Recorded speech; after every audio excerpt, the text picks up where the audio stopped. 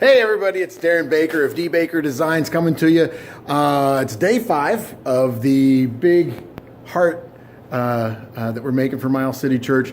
Let me show you what we're doing. And one thing that we haven't really discussed is the process and why we're using the materials that we're using.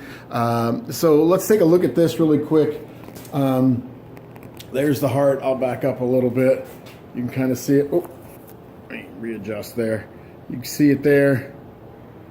So overall it stands about 7.5 feet tall. That includes the base. And get a good walk around of it. It's drying right now. We've done a coat of resin. And I'm just waiting for that resin to dry so I can do another coat and a couple more coats. So right now it looks kind of like you just pulled it out of somebody almost. So, see all the valves up there.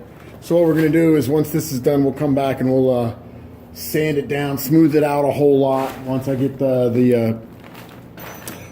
resin on there thick enough, I'll come back and sand it down, smooth it up, and we're going to add a big vein that kind of runs around here and drops down as well. So that's going to be really cool. So that's one of the last details other than color that we're going to be adding. Now, the process that we've done with this so far is we started with a chicken wire base. Now let me back up a little bit further.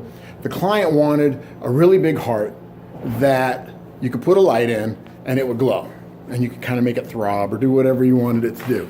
So that's what the client wanted. So we decided, okay, what's going to be the best way to do it given the budget that they had. It was a limited budget.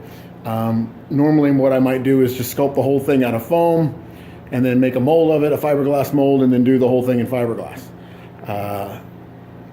It's a little bit more lengthy than what we're doing, and it's a lot more expensive than what we're doing. So we're just doing a one-off, no mold, can't pour it, can't fix it, can't go back to it. It's just a one deal. So we started with chicken wire. That made the main structure of the whole thing, okay? You might have seen that video already. Then we came back over the chicken wire, we wrapped it with saran wrap, okay, and that made a platform to put the fiberglass on. So we wrapped it in saran wrap, took a heat gun to it, kind of shrink wrapped it to it, and then we did the fiberglassing over it, and we used a clear fiberglass resin. I probably should have read the directions on that, or not the directions, but the specs on it, because it ended up being super thick. Now part of it is the temperature went from about 50, 60 degrees at the earlier part of the week down to about 30 degrees. So the temperature is definitely playing on that, but it was super thick. So make sure you read the specs if you're going to do something like that. I didn't. Learn from my mistake. All right. So we fiberglassed over that. That took a little bit longer than we intended. Then over the fiberglass, we came back over and we basically, with resin, put paper. We put a drafting paper, okay, a vinyl paper right over top of that. So once you get that resin in there, it becomes almost translucent, all right? And then over that, we did a red tissue paper, okay? So that gives the base of the color. What we're gonna do after this is after a couple coats of resin and sanding it down like I already mentioned, we are going to come back in and paint the details to it, all right?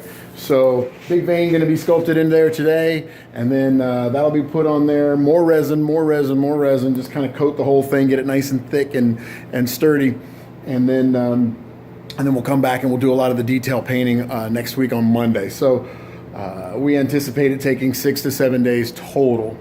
Half of that just myself working, the other half with both myself and my beautiful wife and partner, Deanna.